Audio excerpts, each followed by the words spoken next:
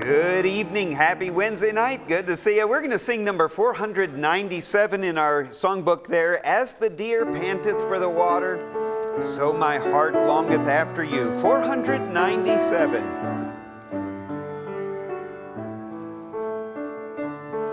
497. As the deer panteth for the water, so my soul longeth after you. You alone are my heart's desire, and I long to worship you. You alone are my strength, my shield. To you alone may my spirit yield. You alone are my heart's desire, and I long to worship you. Boy, what a good chorus. It's based in one of the Psalms, and we have the Psalms. We don't know what the tunes were. Shelby and Carson, good to see you. Good to hear the little baby. That's a blessing too. And if I can't out-preach a little baby, then that's all on me. But that's awesome. Good to see you guys. Thankful for the fact that we could gather together. If you're joining us by live stream, we're glad that we have this opportunity as well. Glad you all sailed in okay and moored your boat at the dock and made it into church service. But thankful you're here and grateful. This Saturday we'll have the work day. As we do the third Saturday of the week, we have several little projects going on and other things that we're going to take care of if you're free and available. From 10 o'clock to 12 o'clock we'll be here, and just looking forward to that opportunity to get some things done, spring cleaning and those sorts of things. So you're invited to that. Also, we have a adult game day coming up, and there's information on that on the bulletin board. And then we have the ladies get together May the 2nd. So a lot of things coming up as we roll into springtime here to look forward to participate in. Let's have a word of prayer, and then we'll get right into our Bible study for this evening. Let's pray. Heavenly Father, thank you that we have the opportunity to meet together. Thank you for your word and its truths. I pray that you'd help us consider important things about ourselves and about life, that we would have hearts of joy, that would be the place our hearts return to as we deal with life. I pray that you'll help us see some good truths tonight. In Jesus' name we pray. Amen.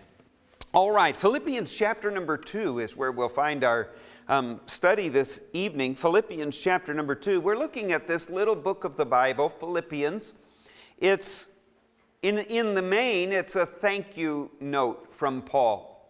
The people at Philippi ministered to him when he was in prison, and he writes this being a prisoner in Rome. That's the setting and the context for how he writes. And they sent him some things. I don't know, they sent him a box of cookies or maybe sourdough bread. They sent him something, and he's saying to them, thank you for your care for me, because there were other people who, once Paul became a prisoner, didn't want anything to do with him. He writes them a thank you note. In the thank you note are some things that are very specific to that group of people, and then there are other things that are truths for all of us, that he gives a good encouragement to them. The word joy and rejoice come up again and again and again in the book of Philippians, in this short little letter, joy and rejoicing. And I want to remind you, it is not Paul writing about joy and rejoicing at a good time ministry-wise as far as how things are going. You know, he's a prisoner. It's not he's free to travel and go do what he would like to do and see the people that he longs to see. He's a prisoner, but in that context he writes joy, rejoicing. And you know this about life already. It doesn't always go the way that you planned it to go or the way that you hoped it to go. There's new difficulties that arrive, and so joy and rejoicing is sort of like a compass getting back to where it should point. They taught us in hunter safety in northern Wisconsin, don't trust a magnetic compass, because they did a lot of iron ore mining up there. There would be piles left over from the iron ore mining. They said if you follow the compass, it'll just point to the nearest pile of iron ore. So you walk from one to the other, and they said you have to navigate a little bit differently. They taught us some things about how to navigate from the... They did not anticipate, when I was a teenager, that I would carry a GPS device in my pocket that I could also summon help with, and would give me directions on how to start a fire and survive. But they taught us things about that. But the idea of a compass is maybe you shake the box that the compass is in. Sooner or later, it points back to the direction that it's inclined to. It'll point to the magnetic North Pole, and that's what makes it useful to navigate. And the goal is for our hearts to orient back to a place of joy. It's not that life will always be joyful. None of us, I don't think, are quite that good at being Christians. That I just automatically, I'd never vary. I always point to joyful. I'm not sure that's true for any of us. So it's that getting back to that orientation. It's a perspective on life. We saw already a point I want to just emphasize while we walk through this. One way to have joy or to orient back correctly is to be very purposeful about being thankful. Be very purposeful about being thankful. That one really matters in relationships. Be very purposeful to be thankful. The things to say thank you for. A few times while my kids were growing up, my wife was out of town for something, and I was watching the kids.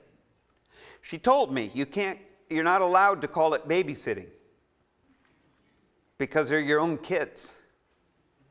I said, yeah, but usually I don't do this part of it. But she was gone for a few days, and I had the kids for a few days. You know, I came up with a list of things to be thankful for. Just by virtue of being in charge for a few days. Some things when she got back, some things I'm thankful that you do that I was taking for granted, that I'm less inclined to take for granted now. Let me say thank you. A purposeful approach to Thanksgiving. It will flourish. It's sort of like putting fertilizer on plants. It will help our relationships flourish. Tell someone thank you. And in our own lives, to be thankful for things. Are you thankful for things about you? You say, yep, I'm big, I'm strong, I'm bald, and I'm handsome. Okay, I get all of those kind of things, but are you thankful for things about you? You know, sometimes people wonder if there's anything good about them to be thankful for. God made you. He made you unique. You're the only you. I was chatting with somebody recently who, recently now that I'm older, could span several years, but I was chatting with someone about life, and they said, Pastor, I think I'm a miserable failure. And I said, well, let's write down the things that you've accomplished. I said, you have a driver's license, let me write that down. You're holding down a job, let me write that down. You're making marriage work, let me write that down. And we just took about 20 minutes and wrote out things. Boy, you know what? Those are accomplishments. There's something here to be grateful for and to be thankful for. So sometimes it's toward other people. We've got to take the time to be thankful. It will help relationships flourish. And then sometimes we need to go to God with some thanksgiving, not pride and arrogance, but some thanksgiving for how He made us and what we're like. I think maybe one of the most difficult things about social media is the comparison trap we can fall into. Look at these people. They're living their best life, and here's me just struggling along. I mean, it does flow both ways, doesn't it? Some people put way too much information about their struggles, I don't care if you burned the toast this morning. I don't really need to know that or even care about that. Sometimes people overshare, but then there's other times people present this picture of themselves like, Well, here's the meal I made for my family today. Okay, well, I don't know why everyone needs to know that unless you're inviting me over. Then I'm not really that interested. But look, everything is perfect and the proportion size is great and it's a healthy meal. And I see something like that and I think, you know what? There's some days you just grab the pizza on the way home because you're too tired to do anything. And you didn't take a picture of the pizza box and say, here's my healthy contribution to my family's welfare. We can get comparative that way. Hey, be thankful. On purpose, be thankful. Wake up in your day and be thankful. There's something to be thankful for. And so Paul brings that up here, and that's not just instructions for them. I think that's a great instruction for all of us. And then we looked at Paul's kind of mission statement. He said, for me, to live is Christ, and to die is gain. And there's a great importance to having a purpose in life. What is your mission in life? What is your purpose in life? We're not Apostle Paul, so your mission and my mission is not going to be the same as Apostle Paul's mission, but you have a mission. You have a purpose. You have a reason to get up tomorrow and face the day and do things in the day. For me to live, and so having a great deal of purpose. Well, then we get to chapter 2, and he gives some instructions for how to deal with other people. Now, if other people were always like they should be, and we were always like we should be, there probably never would be a conflict. But how often in life is everybody else exactly like they should be? And how often does that overlap with we're exactly how we should be? Then that's where Paul meets the people here with this letter of instruction and encouragement, how to live, a strategy for living with joy. And we begin that in verse 1 of chapter 2. It says, if there be therefore any consolation in Christ, if any comfort of love, if any fellowship of the Spirit, if any bowels and mercies. Bowels back then was how they said, like we would say heart now. Like if you said to somebody that you care about, I love you with all of my heart. Here's how they would have said it back then. I love you with all of my bowels. I don't think that's going to be particularly helpful if you go home and you say, honey, I just want to say to you, I love you with all of my bowels. But back then, this made sense to them in that same sense. If any bowels and mercies, this heart of things. Verse 2, fulfill ye my joy, that ye be like-minded, having the same love, being of one accord, of one mind. Let nothing be done through strife or vainglory, but in lowliness of mind, let each esteem other better than themselves. Look not every man on his own things, but every man also on the things of others. Here's instruction for them, an encouragement for them, a pathway really to joy that Paul gives, a strategy for joyful living. How do you deal with cantankerous people? And sometimes we're the people. But how do you deal with people when that's kind of the circumstance? Just like I don't need extra lessons on joy when everything in my life lines up with joy. When it all goes well, joy happens all by itself.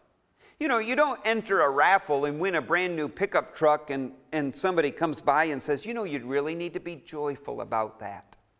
You're going to be joyful. You'll be hopping up and down. You'll be glad that you won the raffle and they didn't just call you and say, we can sell you a whole new household full of windows. You know, you won the raffle. You're joyful all by yourself. That's a joke for people who go to the fair. You'll find out I've never won a pickup truck, but I've been advertised a lot of times to put new windows on my house. That's what I win when I put my name in the thing. Joy in those circumstances is fine. It happens by itself. It doesn't take extra work or extra effort.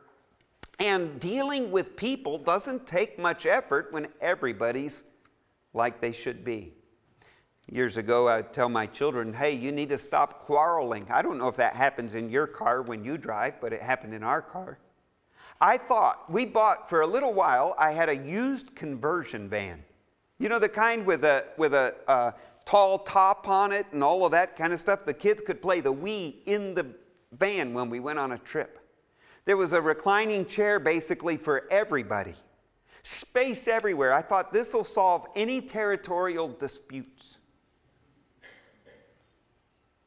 You know what I found out? A very big van is not big enough to settle all of the possible territorial disputes. Hey, he won't get his feet over. How do you not have, I never had this kind of space as a kid, you know, in a car. It was, I'll pull this car over and you'll make space when I'm through with you. But these disputes would happen, and I would say, no quarreling. Okay, Dad, what's quarrel mean? I tell him, it means what you're doing. Don't do it. And I would tell him this. I'd say, I want you to tell me 5 things you appreciate about your brother. He's okay. Not okay. You know, what's a characteristic? Something you appreciate about your brother. You know what they found out? It's worth it not to quarrel, because then you don't have to think of 5 things to be thankful for that jerk in the first place. When things are joyful, naturally, it doesn't take work and it doesn't take effort. That's okay. But what about when it goes haywire? If you're married and you've been married any length of time, you know this. Sometimes things get crossways. Sometimes it's just a misunderstanding. Sometimes it's a flat-out disagreement. Hey, no, I don't think so. Well, I do think so. Well, you're not very smart for thinking so. Well, you know, if we want to talk about smart, let's talk about, you know, it can go off the rails. No, not your marriage. I mean, we've got it perfect. But I mean, hypothetically speaking, it can go in a bad direction. And now we're dealing with cantankerous people. I'm not saying who's right or wrong. I'm just saying cantankerous happens. And how do we deal with that? And where do we find joy there? And Paul writes this to a church which is different people from different backgrounds. And sometimes we like to make a whole lot of distinctions based on our background. And we have to be a little bit careful in that. It's kind of like 2 men flying on an airplane together, sitting next to each other. And one says to the other, you know, are you a Christian? The other one says, yeah, I'm a Christian. He says, oh, that's great. I'm a Christian too. He said, are you Catholic? Are you Orthodox? Are you Protestant? Guy says, hey, I'm Protestant. He says, oh boy, me too. We're both. He said, are you like Baptist or Presbyterian or Methodist? He said, I'm Baptist. He said, super, me too. I'm a Baptist. We're brothers. You're a Baptist and I'm a Baptist. He said, are you a Southern Baptist or a Northern Baptist? He said, I'm a Northern Baptist. He said, what? Me too. He said, are you Northern Baptist, a regular Northern Baptist, or are you a conservative Northern Baptist? And he said, I'm a conservative Northern Baptist. And the other guy said, wow, there's probably only 500 of us in the world, and here's 2 of us right here. He said, are you a conservative Northern Baptist of the Confession of 1844? Or are you conservative Northern Baptist Confession of 1888? And he said, I'm a conservative Northern Baptist Confession of 1888. And he said, oh, you just die, heretic.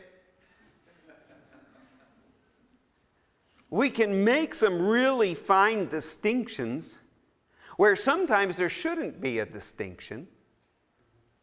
And Paul says, be a little bit wary and careful about this. Sometimes there's problems just because we see things a bit differently, or we're raised differently, or our backgrounds are a bit different. We have to be careful. And Satan loves it when Christians get petty about things that themselves are not very important. And so there's a warning there. It's sort of, it can happen in a family. It can happen in a relationship. Little things can start to make a bigger crack in the whole relationship if they don't get resolved. It'll start to build up. Many, many years ago, a couple came to see me. They were friends of a friend of somebody who came to church, and they came to see me.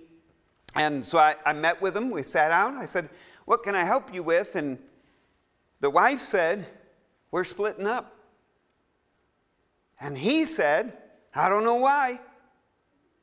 And she said, the twins are 2 years old. And I have done everything to take care of the twins, and you haven't paid attention at all. And he said, that's why I got you flowers last week. And she said, you think flowers are going to make up for these 2 years? I just haven't had your support. I was just sitting there. I was thinking to myself, what am I going to say when I do get a chance to speak into this matter? Where I started was, flowers at the end of 2 years of building resentments doesn't remove all the resentments. They built up a block at a time, and now all of a sudden there's this big wall that has to get disassembled, kind of the way that it was built up. Little things can start to affect relationship. And so Paul brings that up here. There's a warning there about how relationships can fall apart. And we need unity. That's what holds a relationship together. That's what holds a church family together. That's what holds people together. That unity, that togetherness. When we end up where we're both going opposite directions in a relationship, the relationship is in trouble. Then it can happen over little things that build up over time. What kind of Northern Baptist are you? Oh, you're not the right kind. And some small things that would be petty if they were all by themselves become a great big deal. There's a neat illustration of this. If you take a cup of water and you fill it up to where surface tension is all that holds the water into the cup, you just have it filled to the brim. I did that one time with the baptistry. I started to fill it up and I forgot I was filling the baptistry. And I was working in the office and suddenly something hit my brain. You've got the baptistry filling up. I ran out and I could see the shimmer of the water at the very top edge of the baptistry. It didn't spill over, but I thought, boy, thank you, guardian angel, or whoever nudged me on the shoulder, because I'd have been cleaning carpets. But you fill a cup to where just the surface tension is what's holding the water on. And then if you take like an eyedropper and you just add a drop at a time, sooner or later you'll get to the drop that breaks the surface tension. You know what won't happen? You don't add that one drop and have one drop slide over the side of the cup. You know what happens when you finally have it full enough that the surface tension breaks? It comes off of all sides of the cup. What happens in relationships sometimes is it fills up and it fills up and it fills up and things aren't getting resolved, they're not getting dealt with, and it fills up and it fills up. And something that's one little drop that you would think, boy, that's insignificant. I can't imagine why we're having this level of trouble over one drop. It's that drop that let everything else loose. So Paul says it's really important that you know how to handle each other, how to navigate life and relationships. If you're going to live with joy, if you're going to have a joyful outlook and a joyful heart, relationships are going to matter. And so he gives them some statements here that I want to look at quickly, and then we'll kind of conclude with a series of questions we can ask ourselves about relationships and about joy. So here in Philippians 2, he gives them the basis for unity first. And that's in verse number 1. The if statements, and there's 4 ifs in verse number 1, are not ifs of possibility. They're ifs of statement. If this is true, and it is, then. And so that's the idea of these statements. In the Greek, it's a particular form, and it expresses a certainty. If such and such is true, and I know that it is. So it already has that direction to it. Look at it again. If there be therefore any consolation in Christ. Is there consolation in Christ? Well, certainly there is. Paul's not asking if it's a possibility. He's making a statement of it.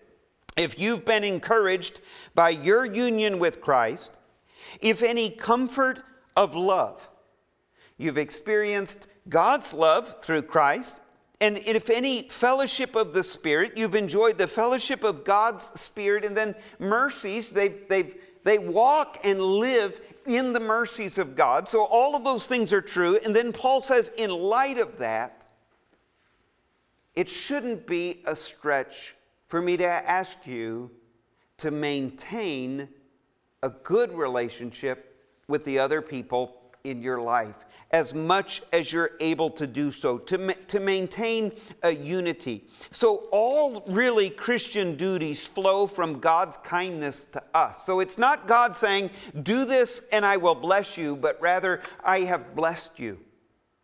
So now do this. And everything flows from that. God's been good to me. God's given mercy to me. God's given fellowship to me. A sinner forgiven. Now I need to direct some things toward others. So that's the basis for unity. And then he gives the ingredients for unity to happen in beginning there in verse number 2. He says, fulfill ye my joy. He said, here's something that will make my joy full when you flourish. And you flourish in relationship. He says that ye be like-minded, having the same love, being of one accord, of one mind. But there's sort of a pile of phrases here that Paul uses to express something and to explain what this sharing looks like. And first he brings up a shared mind, that you be like-minded. Like-minded, meaning agreeable. It does not mean don't think for yourself. Do you know how many religious cults thrive because people don't think for themselves? They don't ask questions. They don't examine claims and statements and things. And it can lead itself to a very deep religious abuse. So it's important to think independently, not just simply accept things as they're said, but consider and ponder and think about. So he's not saying don't have critical thinking. He is saying this. Be like-minded.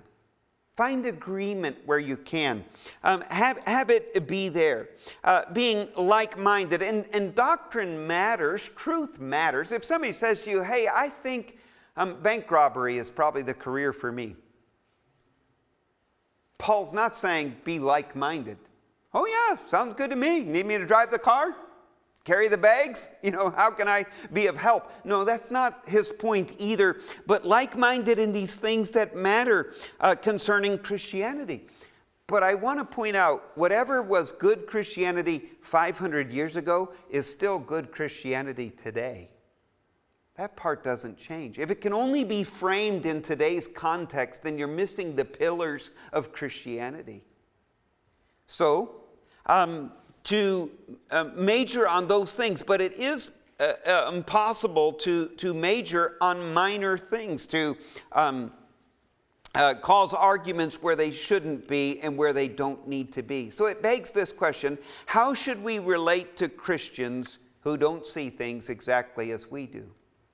I mean, Paul writes this to a church, but here's a question for a family relationship.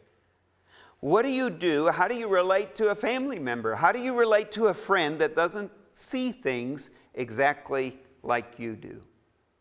Then if you have a friend, there's probably some way in which they don't see things exactly the way you do. So what do you do? Well, let me give you a suggestion. We should major on the things that we have in common.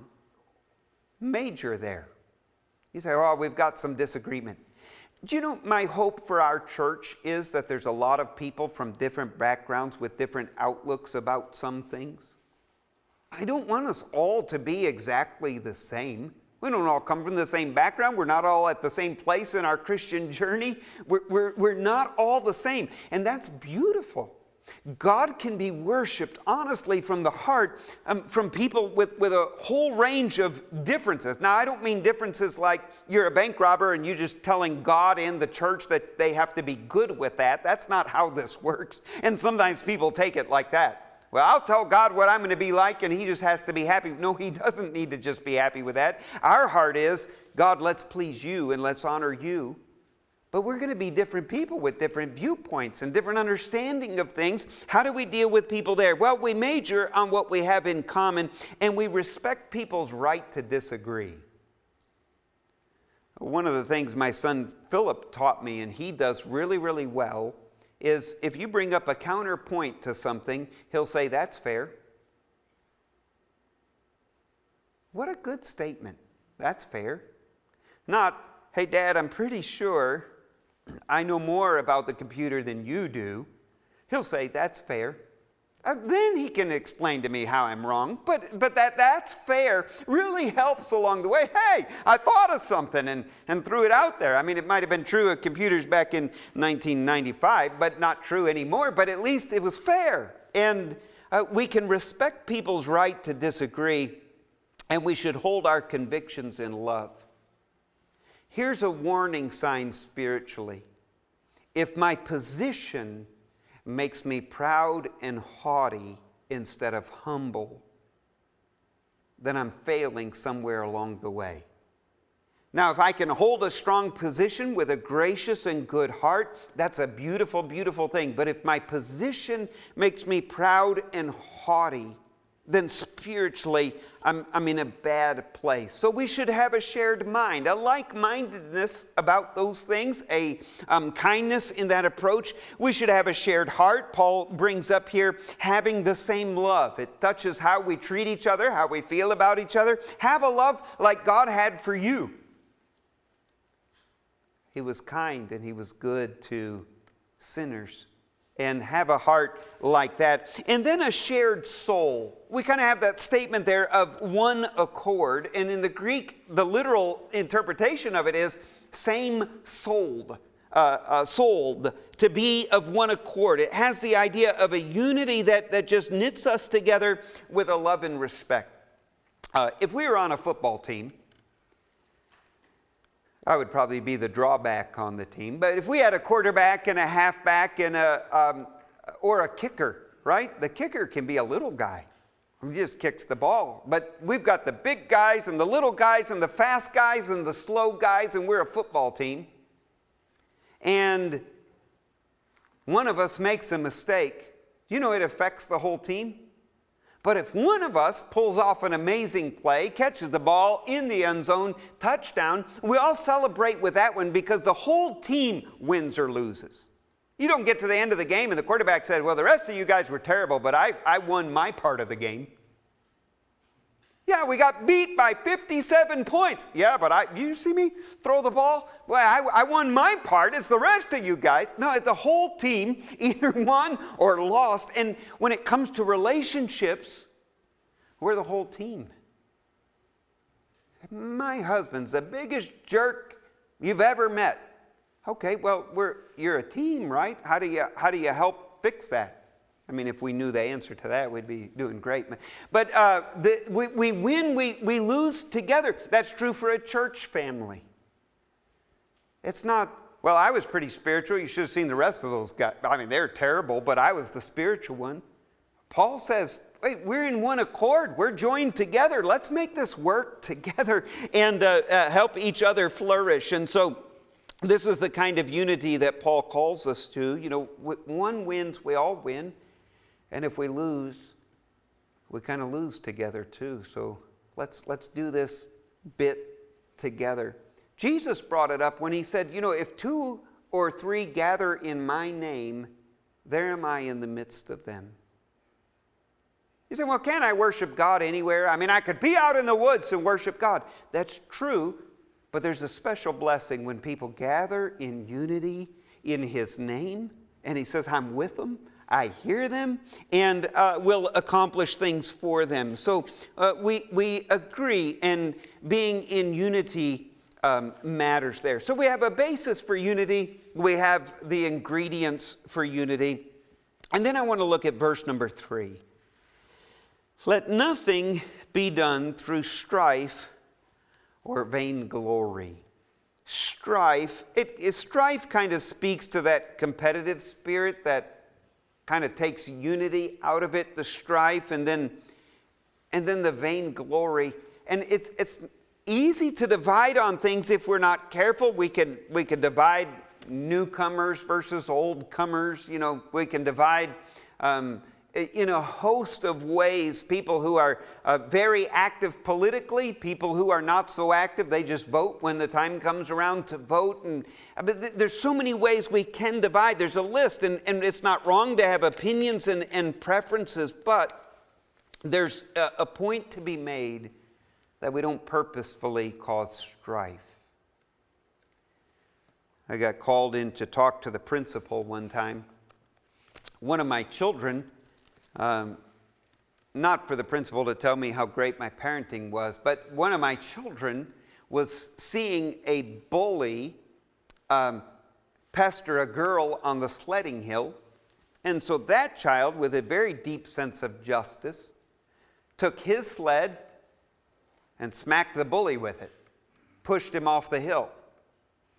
Well, it happened that the kid who got pushed was an important person in the grand scheme of things, and so I ended up at the principal's office to talk to the principal. And so they laid out the facts, and we had a conversation about things. On my way out of that meeting, the teacher said, I just want to tell you, if he was my son, I'd really be proud of him, because that's what you want him to do. And I thought, you know what, that's pretty good. I didn't really say that to him, because there is a difference between causing strife and something that maybe needed to happen in the moment. My advice to him was talk to a teacher. His thought was the teacher was too far away and justice was handy, and so he figured he'd help right the wrongs of the universe. But strife caused for strife is a very, very dangerous thing. Proverbs says this way, grievous words stir up anger, but a soft answer turneth away wrath. Someday, I'm going to encounter somebody and they're going to be mad at me, and I'm going to be faced with a choice: grievous words or a soft answer. Sometime, I'm going to be mad at somebody and the opportunity is going to be there the same. What do we do then? And that's part of Paul's point here. Not in strife or vainglory. So not strife for strife's sake. My parents had a little plaque at their house that said this: it's the second angry word that starts the argument. It's true, you can have a tirade by yourself, can't you? It's hard to have I don't know.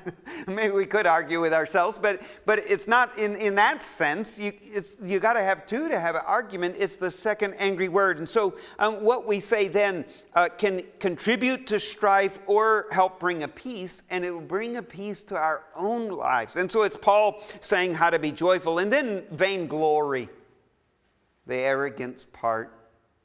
Paul says don't have that be the underlying motivation there. There is, they say, a proportional volume to the less information we have, the stronger sometimes we hold an opinion and we speak it, and vainglory can happen.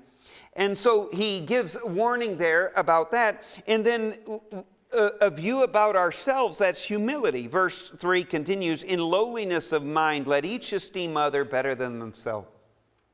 That's not to say you shouldn't be thankful for who you are. It's not to say you shouldn't have boundaries and appreciate those boundaries. It's not to diminish those things, but it is to say we don't have to be right. We don't have to be first. We don't have to be best. Giving space for other people. And so Paul raises this idea of humility, and true religion always is revealed in humility. If it makes us proud, it's lacking that real essence to it. So humility, not pride. If pride caused Lucifer to fall from heaven, it's something for us to watch out for too. And humility says, I don't have to be right, and I don't have to be first, and I don't have to trample that person. Years ago, we had a young man who came to know the Lord. He was so excited about being saved, and I was glad that he was. His dad was not a believer, and he was trying to convince his dad that his dad needed to be saved, needed to know the Lord. He came home from a visit, and he said, boy, I argued with him, and argued with him, and argued with him. He just won't listen. I said, listen, when you witness to somebody, remember this: you don't have to win an argument. You're just trying to make a case. I said, if you argue, then it becomes an attack, and then you're in for trouble. You just have to make the case about Christ. Don't argue. And again, I told him, you don't have to be right. Give the information, be kind about it, be good about it. He said, it always turns into an argument. I got to show him that he needs Jesus, and he needs to see it. I said, it doesn't need to be an argument. So we need to be careful that we have humility. So here's a couple questions real quick to ask ourselves. Kind of a personal inventory about joy and about dealing with others. Here's a question. Do I love to argue too much? Do I love to argue too much? Meaning, boy, if an argument's going to happen, I'm going to be right involved in it. And there's some personalities like that, and that can be a blessing. We had a fella at church years ago, very, very feisty personality, and I told him, I said, boy, I need some of that. I'm more laid back and quiet, and boy, you're up front. He said, you could have all of it. He said, it gets me in trouble. You can have it. He went golfing with his buddies, and he had a miserable day, and he got to hole number 18, hit 3 balls into the water, grabbed his golf bag, and threw that in the lake. His buddy said, those are good clubs. I'm going to go get them. He said, I wish you would. My car keys are in that bag. Some people are more feisty than other people are. But it is a question, do I love to argue too much? Here's another question. Am I secretly envious at the success of others? Here's the difference. Somebody else has some good fortune and you just rejoice with them about their good fortune. Or we can think, why didn't that happen for me? Why do they have it so good? How come that went so well for them? How come he got that car? I've been dreaming about having that car for my whole life, and here he's got one. How did that happen? Why am I on the wrong end of this whole good fortune thing? Do I get envious about the success of others? How do I respond when someone else gets rewarded for things that I did? Man, I worked hard and they got the credit for it. How do I respond there? I know this about doing the jobs that my wife usually does at the house. I always like for her to recognize it. Hey, did you see? The dishwasher's full. Put the soap in and everything and started it up. I'm impressed with myself, and she says, that's what I do every day. Okay, but I don't do it every day. Just tell me, boy, you're something. Thanks for doing that. Or you make the bed that one time a month that you make the bed. And you say, look at that. How's that? I knew you could do that. How come you don't do it more often? Well, that's not why I brought it to your attention. I brought it to your attention so you could say, well, I knew you were the best. Go ahead, give me that one. How do we feel when somebody else gets credit for work that we did? They get rewarded for our work. Am I too quick to criticize other people for their opinions and for their positions? And then here's a question. Is it becoming easier for me to say, I was wrong? Is it becoming easier for me to say, I was wrong? I was working with my father-in-law, future father-in-law at the time, and my wife's uncle, and we were working on a plumbing project. I worked for the plumber in the summertime. We were going to get married in July, and this was the beginning of June, and we're working on some project. And he said, both of them together, they're giving me marriage advice. I'm about to marry the niece and the daughter. They said, just wake up in the morning and say, I'm sorry. And then just move on from there. Just practice this. They said, say you're sorry. And they're pulling my leg, okay, I'm sorry. See, that's how you're going to do. You just start your morning that way. Say that several times during the day, and you're going to be fine. Marriage is going to work out. And they're trying to tease me about marriage. But it is a worthwhile question. Is it getting easier in life to admit when we really are wrong? Now, not every time are you wrong, but when you are. Does it get a little easier to start to say, that was on me. I'm going to own that, and I'm sorry. You know how many problems in relationships could be resolved on that point? I'm sorry. I was 9 years old, or 10, and I got in trouble for something that I didn't do. There's a lot of us boys in the house, and somebody was going to get it, and I was the recipient of the getting. And I didn't do anything wrong. I mean, not related to what was at hand. On the plus column, I got away with a lot of things that Dad doesn't know about, and I'm not fixing to tell him anytime soon. So I'm way on the plus side. If this was a counseling session, I would have to say I'm for getting found out to not getting found out, I'll take my life. But on that particular occasion, it wasn't me. One of my brothers, like I tell you. And maybe it was my sister, I don't know for sure. But it was somebody else did the wrong, and I got punished. Dad was hasty in that moment. He didn't take time to figure out, okay, who did what, and really was that. And I took the brunt of the correction in that quick moment. Later on that evening, my dad came to me. I was in my bedroom, and he said, I was too hasty with that, and I want to say I'm sorry. I'm like, okay. I mean, I don't know what I do now, You want me to correct you? I even the scales a little, but what do I do now? It helped me that he acknowledged that moment. It took a hurt away from me that I was carrying then. Back then, I wasn't so mature to say, on the plus column, I got away with this, and this, and he caught me for something I didn't do, but I'm way ahead. I wasn't that mature at the time, so it bothered me and it hurt me. But here's what mattered immensely. Hey, I'm sorry, that was me. And I want things to be right between us. Sometimes the pathway to joy starts there.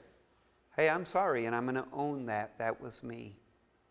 With the real kind of apology, not the kind that says, I'm sorry you feel that way. What, you're making that my fault?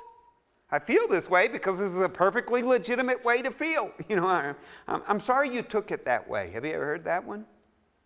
I'm sorry that you got bent out of shape. Wait, are you saying sorry for you? Or are you saying sorry to me? Or are you saying I should be sorry? Because this isn't all working out in my brain exactly like it should be. We have to get good at being able to say we're sorry when it's right, when it's legitimate, when it's our fault. Now, I know this. We can't fix every relationship, and not every relationship's going to make it. Do you know the Lord was the most gracious person to ever walk the earth? And there was a vehement crowd to cry, crucify him. He couldn't make it all work because there's two sides to it all. But in the relationships of life that you and I have, if we want a pathway to joy, let's be sure we worked at it. We gave it our best. We gave it our all. And it's a pathway to having a joyful life. All right, we're going to stop there with our study this evening.